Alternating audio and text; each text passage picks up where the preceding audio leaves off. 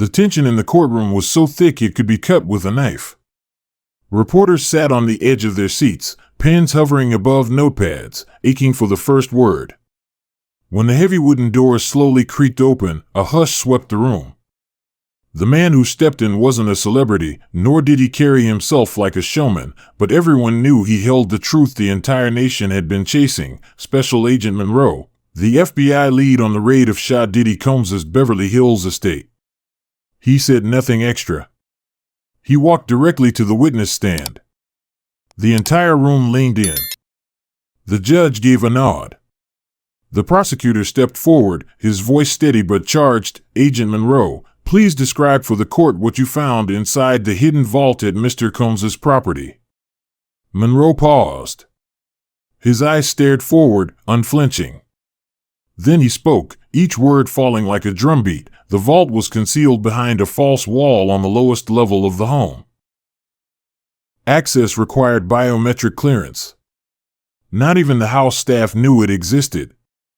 A ripple of gasps passed through the courtroom. Diddy's legal team shifted uneasily. Diddy himself sat motionless, his hands clasped so tightly the knuckles turned white. Inside, Monroe continued, "We discovered an extensive archive, both digital and physical. Encrypted drives. Labeled compartments. Dozens of classified folders with initials and dates. But what shook the room wasn't just the scale, it was the content. There was a section labeled Assets. It contained files with images, contracts, personal correspondence, some dating back over 2 decades. These weren't just business records. They were leverage files. Blackmail materials. Personal secrets. Audio and video footage.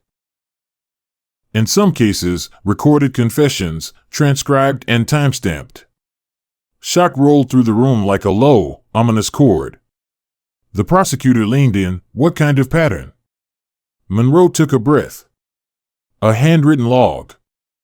Names, famous and obscure, next to chilling notes, paid, compliant, still useful, or waiting for the right time." It wasn't a journal of memories. It was a ledger of power. A woman in the gallery audibly gasped. The judge raised his gavel but paused, sensing the gravity of what was unfolding. "And there was more," Monroe said quietly. "A room within the vault, locked behind." The silence in the courtroom had become a presence of its own, thick, suffocating, impossible to ignore. Agent Monroe adjusted his suit, leaned slightly toward the microphone, and delivered the next blow. "Inside the inner chamber," he said, "we found a safe that required a separate passcode. We've only begun analyzing its contents, but I can say this with certainty: the vault wasn't designed for safety. It was designed for control." With that, the room froze. No objections. No outbursts. Just a collective reckoning with the gravity of what had been unearthed. Even veteran journalists, long desensitized to scandal, sat rigid in their seats, visibly rattled by the calm horror being laid out. Monroe continued, voice steady but colder now, as if even he had not yet come to terms with what he had seen. "Among the encrypted drives," he said, "our team uncovered a folder labeled Pending Insurance, Level Red." The prosecutor blinked. "Level Red?" Monroe nodded. "Under FBI protocols, it indicates content of extreme sensitivity, criminal coercion, national-level implications, or threats to life or safety. In Diddy's vault, it appeared to be his personal failsafe." The gallery reacted instantly.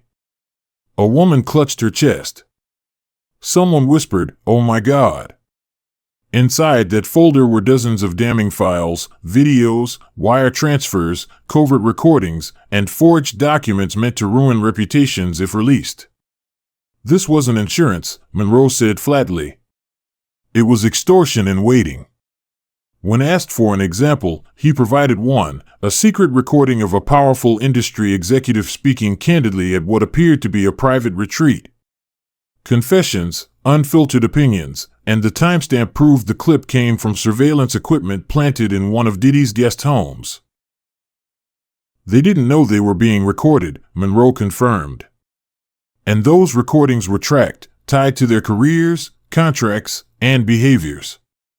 The courtroom was drowning in disbelief. Monroe was painting a picture not of a mogul, but of a master manipulator with decades of psychological warfare at his fingertips. Then came the next bombshell. Alongside the digital materials were physical items, stacks of unmarked cash, high-value bearer bonds, and multiple passports under different names, some used, all stamped. The judge leaned back, disturbed but composed. The jury, however, was cracking. One juror bounced their leg nervously, another stared wide-eyed behind a trembling hand. Then Monroe pulled out a document, an index. A list of names, celebrities, politicians, media powerhouses. Each labeled under chilling categories: owned, owed, watch, target. Some names had annotations. Some had dates. "Are you telling the court," the prosecutor asked, "that the defendant kept a running inventory of individuals under his influence?" "Yes," Monroe answered without hesitation. He called it his vault index. A wave of shock tore through the courtroom. The judge struck his gavel, but the truth had already detonated. This wasn't just a vault, Monroe concluded. It was an operation, years of blackmail, manipulation, and intimidation, carefully archived. In 24 years at the Bureau, I've never seen anything like it. The room was silent once more, but it wasn't peace. It was the weight of revelation. The kind that leaves no one the same. Diddy's world of fame and fortune had cracked open, and what had spilled out wasn't just secrets. It was strategy. It was surveillance. It was power disguised as prestige. And then Monroe said it, there were hundreds of recordings. Audio. Video. Nearly all obtained without consent. Indexed by year, subject, location. But one stood out. He paused. It was labeled Fallback Asset, DJ.New York. It was a single hour-long audio file, labeled Fallback Asset, DJ.New York, but its weight was immeasurable. The subject, clearly under the influence, spoke freely, personal stories, industry secrets, even legal vulnerabilities. And then came the line that stilled the air: "If Puff ever turns on me, I'm done." He's got everything. It wasn't just fear, it was surrender. The courtroom stirred with uneasy murmurs. Agent Monroe continued, "That's the theme across the archive. These files weren't just blackmail, they were tools of control. Guarantees of silence, obedience, submission." He recalled another clip, one that struck a different nerve. A young artist pleading to renegotiate an unfair contract. The tone remained civil, until Diddy said coldly, "You want freedom? I've got a video of you from Vegas. Keep dreaming." The artist went dead silent. The prosecutor leaned in, face tense. "Were any minors involved?" Monroe responded carefully. "We're still investigating. There are encrypted files we haven't fully processed yet.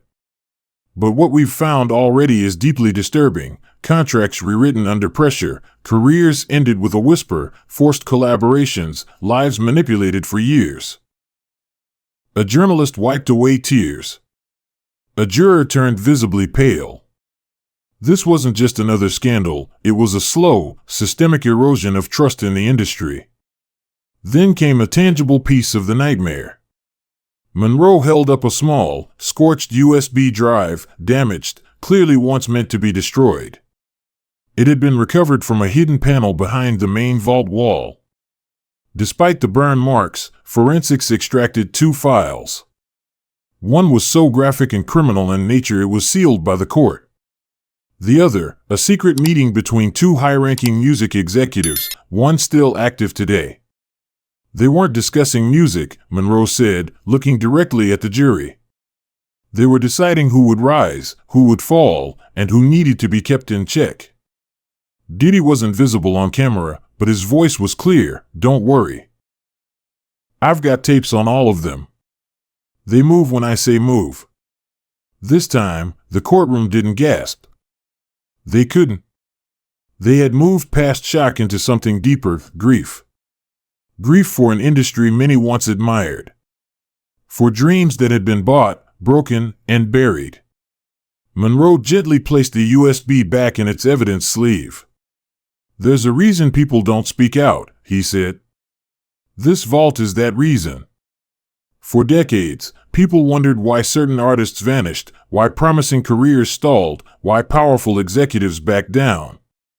It wasn't fear of failure, it was fear of exposure. He turned his gaze toward the defense table. And every single file, every video, every transcript, every coded entry leads back to one orchestrator, Mr. Combs. Diddy didn't react. He stared blankly at the table, a man watching the empire he built collapse under the weight of its own secrets. Monroe closed the file, his voice unwavering. The vault wasn't just hidden behind walls. It was hiding in plain sight, inside the smiles, the record deals, the headlines. And now that it's open, it can't be locked away again. The silence that followed wasn't empty. It was the sound of a legacy crumbling, one brick at a time. And just when it seemed the courtroom had absorbed all it could, Monroe cleared his throat once more. The tension snapped tight. There's another section of the vault, he said quietly. We're calling it the archive. The archive wasn't just another room, it was a fortress within a fortress. Hidden behind an audio panel in the home studio, the door was sealed with biometric locks requiring a retinal scan. Only one match existed in the system, Shaun Combs. The judge leaned forward. The gallery sat frozen, barely breathing. Inside, Agent Monroe explained, they found what may be the most protected and damning materials in the entire state. Hard drives weren't just stored, they were welded directly into the walls. 60 terabytes of data. Drone footage, body cam recordings, hidden camera angles. Not security footage, no. These were targeted surveillance captures. One folder, chillingly labeled Guest Risk Tier A, held raw, unedited video of celebrities and public figures inside private rooms, completely unaware they were being filmed. Gasps echoed. Jurors recoiled. People in the gallery covered their faces. This wasn't just illegal. It was personal, predatory, and methodical. And Monroe wasn't done. There was another folder, he said, voice grim, titled Handlers. Inside, written scripts. Conversation guides. Manipulation techniques. Behavioral notes designed to engineer compliance, especially from artists under contract or those vulnerable to exposure. These weren't passive tactics. They were playbooks. Then came the most disturbing document, Phase 4, Collapse Protocol. It wasn't paranoia, it was strategy. If Diddy were ever arrested, killed, or even publicly accused, the file detailed exactly what media stories to plant, which files to leak, and how to weaponize allies as human shields. These weren't the writings of a delusional man, Monroe clarified. They were calculated. Structured. Possibly written with the help of someone with military or psychological training. A cold silence settled over the room. The next file? Legacy Re-edit, a chilling PR blueprint. It named specific journalists, PR agencies, and media outlets. It included payment logs, shell company invoices, and instructions on which stories to elevate, which reporters to court, and which platforms to avoid. The judge exhaled slowly, visibly shaken despite his efforts. Agent Monroe addressed the jury directly. Let me be clear, he said. This isn't about brand protection. This is the work of someone who believed they were untouchable. Someone who trusted no one, not even their own inner circle. Someone who built their kingdom on silence, surveillance, and sabotage. Then, almost as an afterthought, but not really, he mentioned the envelope. A single sealed package, marked in handwriting, "For my eyes only, B," inside, one memory card. Its contents? Currently under federal restriction. But Monroe added one final note, his tone heavier than ever. What's on that card has already launched new investigations. And what it contains may completely redefine everything we thought we knew. In a courtroom overwhelmed by silence and shock, FBI agent Monroe revealed the existence of a secret vault owned by music mogul Shaun "Diddy" Combs, an archive not of memories, but of control. Inside were decades worth of blackmail materials, surveillance footage, coercive contracts, psychological profiles, and evidence of widespread manipulation within the entertainment industry. Hidden chambers, coded files, and a chilling final video titled Icarus, a raw, unfiltered confession by Diddy himself, exposed how he systematically monitored, threatened, and silenced individuals to maintain power. The revelations shattered not only his public image but also peeled back the glamorous facade of the industry, revealing an empire built on fear and silence. The courtroom transformed into a crime scene, and with the final gavel, justice echoed louder than any spotlight ever could. Thank you for watching the video. Don't forget to subscribe, like to follow the next videos. Thanks, and see you again.